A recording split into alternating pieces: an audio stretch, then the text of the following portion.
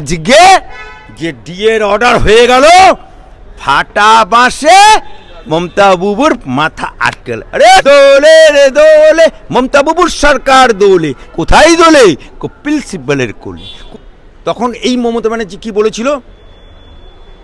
এক কুত্তা কা মাফিক ভুগনে বন্ধ করো। আজকে বেকার যুবকদেরকে কাটা ঘায়ে মলম দিচ্ছে, বান্নাল লাগাচ্ছে। আর আজকে বাঙ্গালকে কাঙ্গাল করে দিয়ে তাদেরকে ১৫০০ টাকা। মুসলমানদেরকে তুমি তালাক দিয়েছো, তাই তুমি হিন্দু ভোটের দিকে এগুনো চেষ্টা করলে, তাই বান্নল লাগিয়ে কিছু হবে না। আর প্লিজ 5 মিনিটস বলেও নটঙ্কি করে হবে না।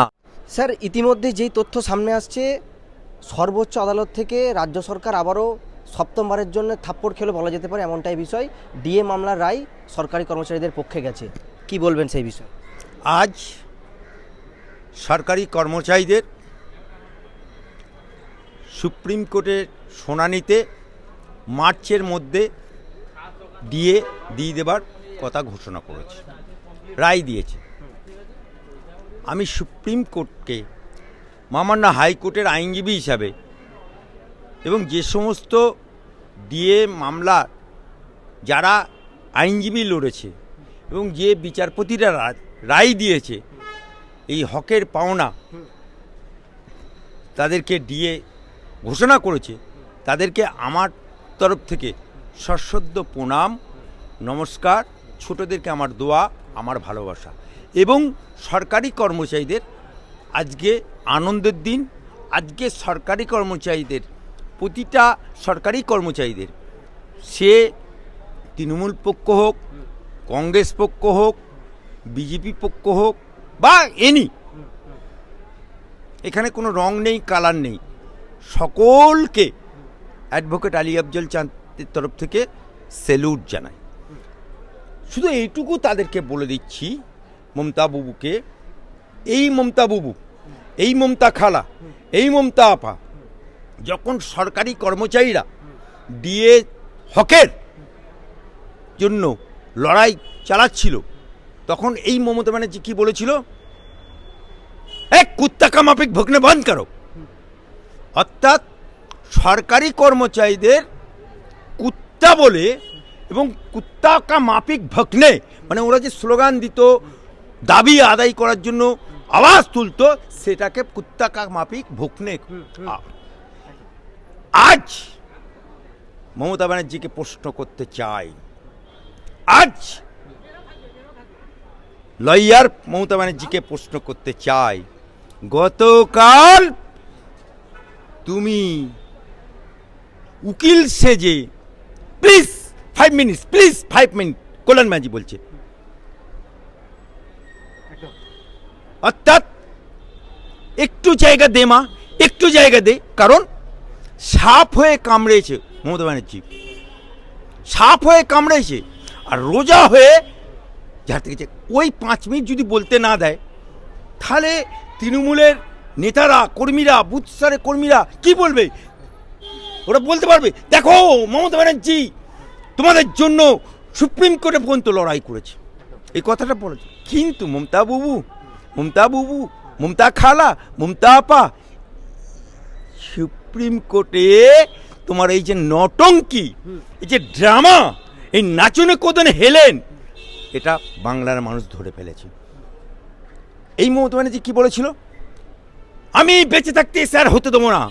কিন্তু স্যার যখন চালু হয়ে গেল, করে বাংলাদেশি মুসলমানরা যখন পালিয়ে গেল, তারপরে যে কর্মচারী ৪২,০০০, যে কর্মচারীগুলো বিয়ালেরও হয়েছিল, সেগুলো পাকিস্তান থেকে আসেনি, আফগানিস্তান থেকে আসেনি, বাংলাদেশ থেকে আসেনি, রাশিয়া থেকে আসেনি, ইরাক থেকে আসেনি, তারা মোদির রাজত্ব থেকে আসেনি, দিল্লি থেকে আসেনি, গুজরাট থেকে আসেনি, তারা এই বাংলার তোমার দেওয়া কর্মচারী।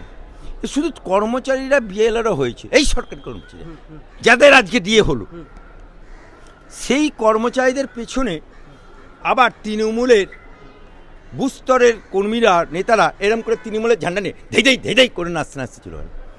আবার এই মমতা ব্যানার্জি নিজেই এসআর ফর্ম ফিল আপ করছে, নিজেই ফর্ম ফিল আপ করছে।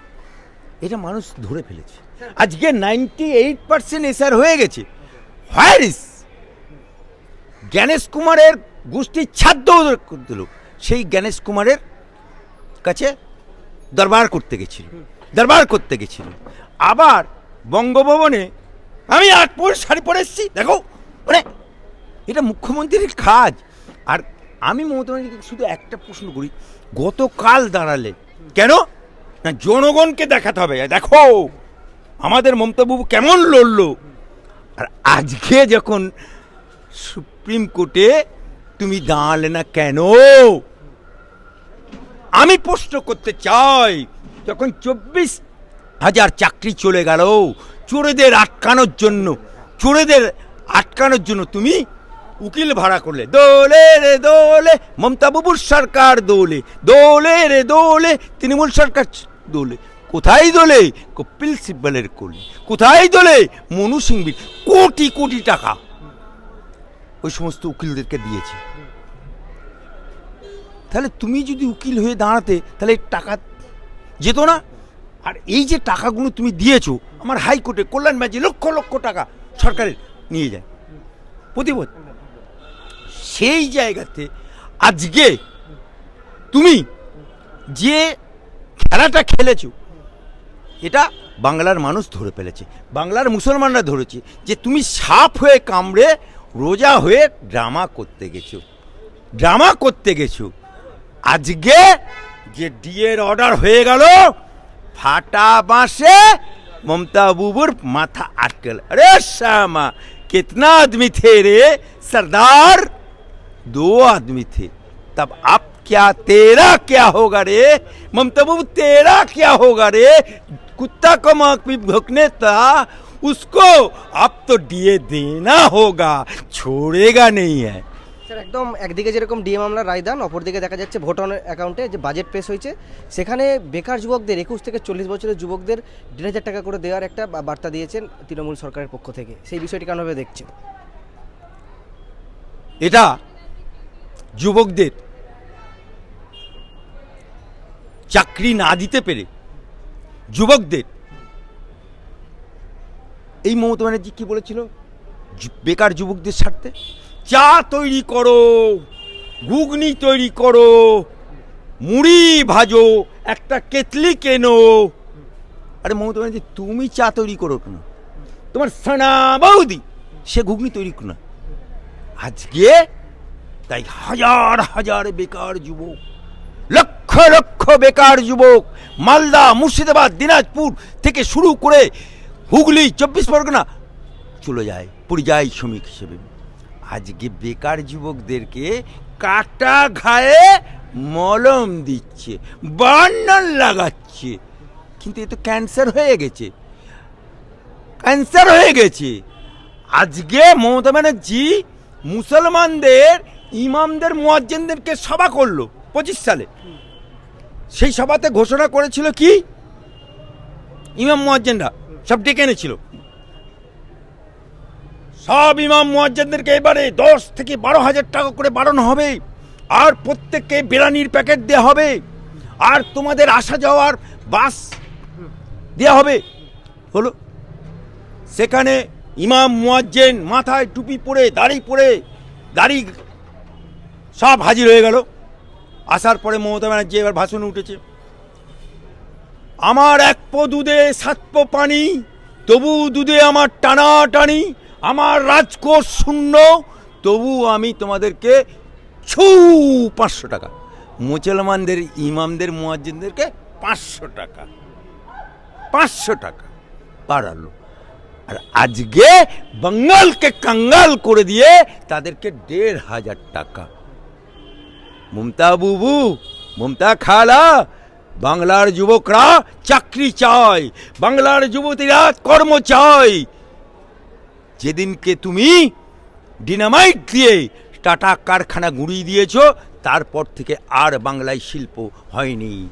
তাই তুমি হয়ে গেছো শিল্প হাঁটানোকারী, শিল্প শেষকারী।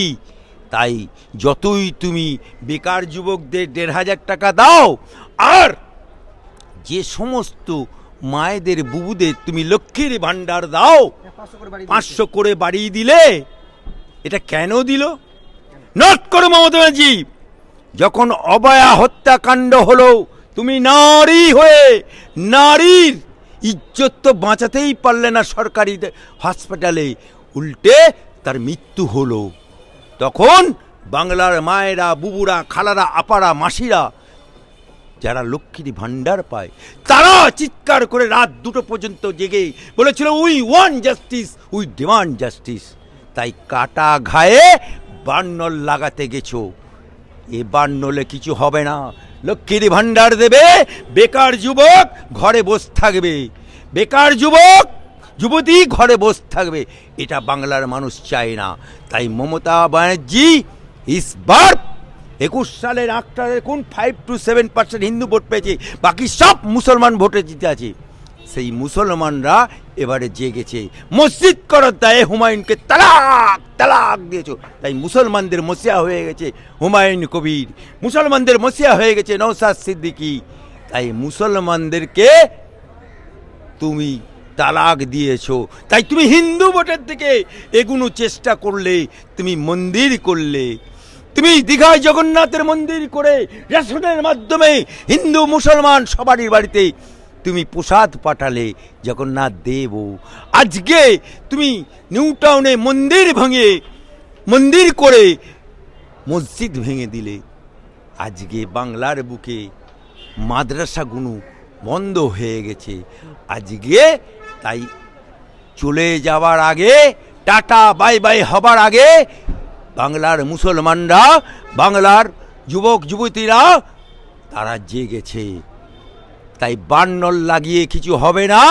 আর প্লিজ 5 মিনিটস বলেও নটঙ্কি করে হবে না, কারণ মমতা বুবুকে ইসবার মমতা খালা গায়া, ইসবার মমতা বুবু গায়া, এপাং ওপাং ধপাং মমতা বুবু ঢপাং।